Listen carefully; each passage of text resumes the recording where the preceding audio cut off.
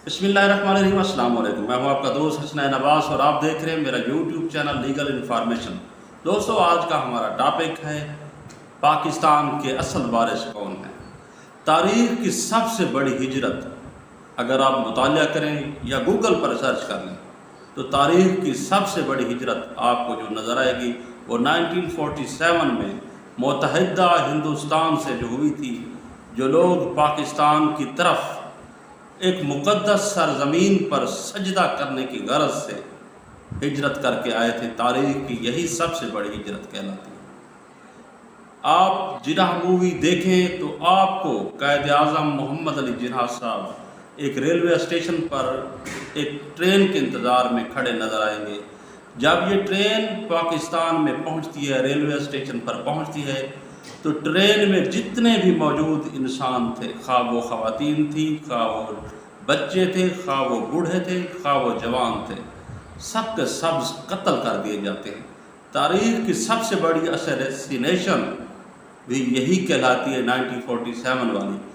एक बच्चा उसमें ज़िंदा होता है सिर्फ, जो पाकिस्तान में मौजूद अपने आबाओ अजदाद के साथ वहाँ से हिजरत करके आता है, लेकिन बदकिस्मती से उसके वालिदैन को, उसके रिश्तेदारों को, दोस्त अहबाब को, सबको कत्ल कर दिया जाता है। शुरू में ये लोग इस बात को बड़ा मुश्किल समझ रहे थे कि हम यहाँ पर अपने आबाओ अजदाद, अपनी ज़मीनें, अपना सब को छोड़कर कहाँ जाएंगे। लेकिन ये एक हिजरत, ये एक वतन की हिजरत थी, वतन के लिए हिजरत थी, जहाँ पर हम अपनी आज़ादी के साथ अपने जो है ना इस्लाम के तमाम शुआर को पैरोकारी कर सकें। लेकिन बदकिस्मती से ये सिखों को एक लॉजिक के ज़रिए हमारे साथ लड़ाया गया। सिखों को ये बात सिखाई गई, बताई गई कि आप जो है ना पाकिस्तान को कायम होने ना दें, मुसलमानों को कत्ल करें, कत्लेआम करें, उनको तबाह करें, बाद में हम आपको राजस्थान, आपकी रियासत देंगे। इस वजह से जो है ना सिखों ने हमारे साथ बहुत ज़्यादा नाइंसाफ़ी की, बहुत ज़्यादा हमारे आबाओ अजदाद के साथ जुल्म और सितम किया।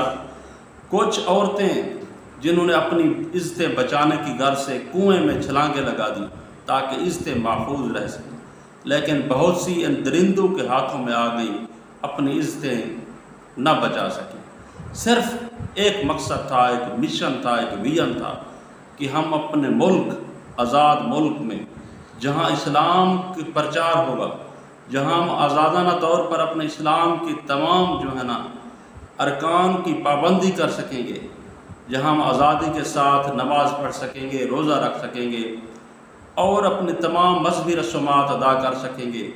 एक मुक़द्दस सरज़मीन पर एक ख्वाहिश थी एक सजदा करने की। इसी सजदे की गरज से हमारे आबाओ अजदाद ने हिजरतें की, पाकिस्तान में यहाँ हिजरत करके आए। लेकिन मसला अब क्या है, आप देखें, वो एक तारीख़ की सबसे बड़ी हिजरत थी।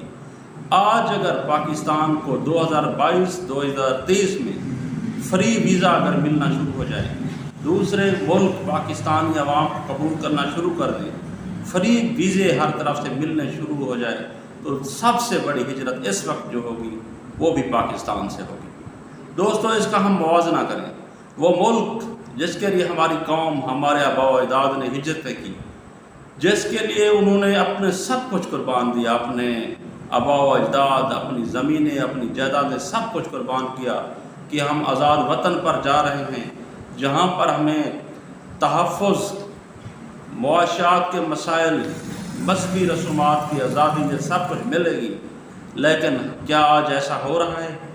आज आप अगर गौर करें तो हमारे मुल्क में हर आदमी परेशान है, हर आदमी तंग दस्त हो चुका है, हर आदमी दास्ते सवाल कर रहा है, हर आदमी इंतहाई परेशानी की हालत में गुज़र रहा है। ये मौजूदा हुकूमतें, इन्होंने मुल्क पाकिस्तान की आवाम को शदीद परेशान किया है। हमारी आवाम शदीद गम और गुस्से से भरी हुई है। लेकिन मसला क्या है, जिस मसले से हम गुज़र रहे हैं, इस मसले को सोचना होगा, मौजूदा हुक्मरानों को सोचना होगा, हमारी कौम को आगे लेकर चलना होगा। यहाँ मुआशात के मसाइल हैं जो उनको हल करना होगा, ताकि हमारा मुल्क इस वक्त जो है ना, ये लोग जो इतना ज़्यादा इनखला कर रहे हैं, ये जो है ना ब्रेन ड्रिल चल रही है, यानी कि पढ़े लिखे रोज़गार वाले लोग, हुनरमंद लोग جو ہے نا باہر کے ملکوں میں ہجرت کر رہے ہیں، اس کو روکا جا سکے، یہ سکل، یہ ہنرمندی اپنے ملک میں ڈسٹریبیوٹ کر سکیں، اپنے ملک کی سروس کر دے سکیں، اپنے لوگوں کے ساتھ جو ہے نا یہ تعاون کر سکیں، تاکہ ہمارا ملک جو ہے نا ڈیولپنگ کنٹری میں اس کا شمار ہو سکے۔ ہمارے حکمرانوں کو سوچنا ہوگا کہ ہمارے جو اصل وارث ہیں یہی ہماری عوام ہے، پاکستان کے جو اصل وارث ہیں یہی ہماری نوجوان نسل ہے، اس کے متعلق سوچنا ہوگا۔ اسی کے ساتھ اجازت چاہتا ہوں، اللہ حافظ۔